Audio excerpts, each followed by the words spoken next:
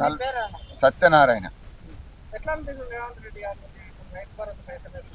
రైతు భరోసా చాలా బాగుంది. ఎకరానికి 5,000 నుండి ఇప్పుడు 6,000 చేసిండు.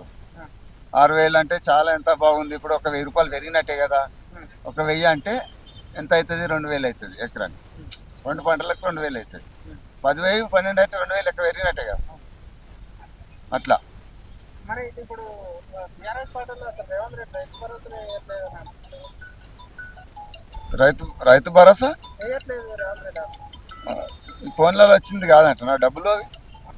బీఆర్ఎస్ పార్టీలో అసలు రైతు భరోసానే వేయట్లేదు రేవంత్ రెడ్డి అని అనుకుంటున్నారు. బరాబర్ వేస్తుండు.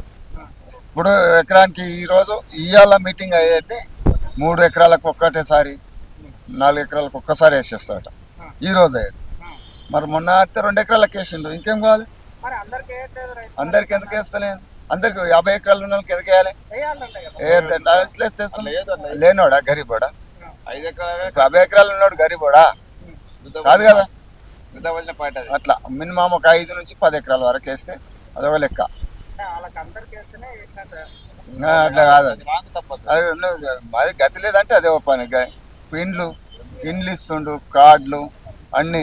నాకు ఇల్లు వచ్చింది ఒక 150 సంవత్సరాలకి దాకా గవర్నమెంట్ లేదు. అప్పటి నుంచి ఉంది. ఆ గవర్నమెంట్ లో ఏం చాలేవు.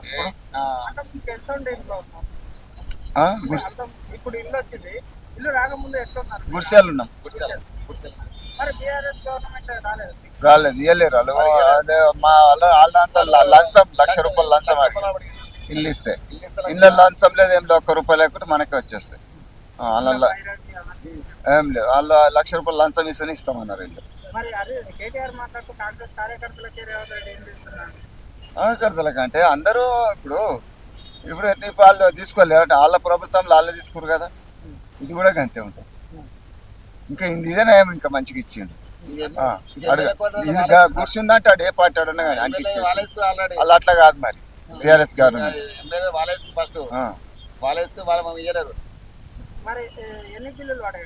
3 బిల్లులు పడ్డాయి. టైం కొట్టాయి. 3 వారం రోజులలో పడ్డాయి. ఒక్కొక్క బిల్లు వారం రోజులకు. ఈ సోమవారం మిస్ అయింది కనుక మళ్ళీ సోమవారం పడ్డాయి. సోమవారం పడ్డాయి. పడిపోయినాయి బిల్లు పడ్డాయి. తీసుకున్నాము. మళ్ళీ స్లాబ్ పట్టిన వాళ్ళకి ఇద్దరు తెచ్చిన వాళ్ళ అమౌంట్ ఇచ్చేసినాం. ధాన్యం కొను పెద్ద పెద్ద గోదాములు కిరాయికి తీసుకొని అలా లేపించింది మొత్తం. ఇప్పుడు ధాన్యం ఎందుకు కొనలేడు? కొన్నాడు. ఏ గోదాంలో చూపించాలో రమ్మని నైట్ చూపిస్తా.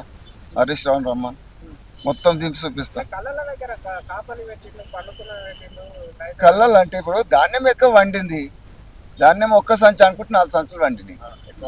ఎక్కువ వండినప్పుడు ఏం చేస్తాం? దాన్ని టైం ఎక్కువ అన్ని కొలవాలి, జోకాలి, అన్ని విధాలు ఉంటుంది కదా. ఏదో ఎదుట పార్టీ మంచిగా చేస్తుండని ఓర్వలేక అవన్నీ చెప్పడమే కానీ హరీష్ రావు అవన్నీ ఏం కాదు.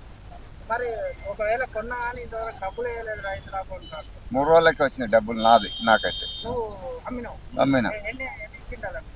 నేను మినిమము 60 క్వింటాలు అమ్మినా. 1,60,000 1,60,000 వచ్చినాయి. ఉంది ఇలా తీయనికి వస్తుంది. అది చూస్తున్నా 1,60,000 పడ్డాయి. ఇంకా అట్లనే చెప్తుంటాడు హరీష్ రావు. ఇది మంచిగా చేస్తుండు రేవంత్ రెడ్డి కాబట్టి అట్లనే చెప్తుంటాడు.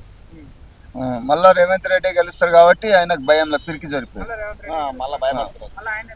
మళ్ళీ ఆయనే సీఎం. నెక్స్ట్ కూడా ఆయన ఇంత మంచిగా చేస్తుంది కదా. నేను సత్యదాకా ఇప్పుడు ఇండ్లు ఇచ్చిన వాళ్ళు మొత్తం ఓట్లు సత్యదాకా వేస్తారు. రేవంత్ రెడ్డికి వేస్తారు, కాంగ్రెస్ పార్టీకి వేస్తారు, వేరే పార్టీకి వేయరు. ఎందుకు వేస్తారు? 5 లక్షలు ఇచ్చినాక ఇల్లు కట్టే జీవితం అంతా ఇల్లు ఉంటుంది.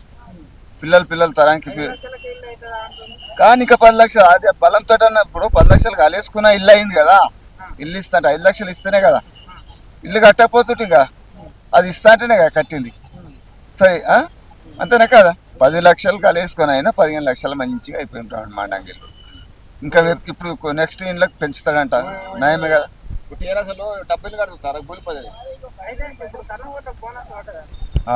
ఎకరాకు 1 క్వింటాల్కి 500 పడ్డది బోనస్. 20 నాకు 18,000 చిల్లర పడ్డది. ఇప్పుడు కాదు, వ్యవసాయం కదా ఆనకాలంలో. మీరు అని అంటున్నారు. ఎందుకు వేస్తారంటే అది మళ్ళీ అది వేస్తే మంచి పేరు వస్తుంది కదా రావద్దు అన్నట్టు. మంచి పేరు అంటే రాకపోతే దాంట్లో పేలు చేస్తామా, ఏ దాంట్లో పేలు కాదు. రేవంత్ రెడ్డి గారు మరి రైతులకు మంచిగా చేస్తున్నారు. చాలా బాగా చేస్తాం. ఏమేం చేసిన రైతులకు? ఏం చేస్తాం, రేషన్ కార్డు, ఇండ్లు, సన్న బియ్యము, ఇండ్లు, బస్ ఫ్రీ, ఇంకోటి ఏంది ఇప్పుడు కళ్యాణ లక్ష్మి, అది రైతు భరోసా అన్ని రైతు సబ్సిడీకి రైతులకు కావాల్సిన పనిముట్లు ఇస్తున్నారు. ఇస్తుండు. ఎందుకు సబ్సిడీలు అమ్మేది కల్టివేటర్, నాకు ట్రాక్టర్ ఉంది, కల్టివేటర్, కేజ్విల్ సబ్సిడీ ఇస్తుండు. Subscribe us and press the bell icon for more interesting updates.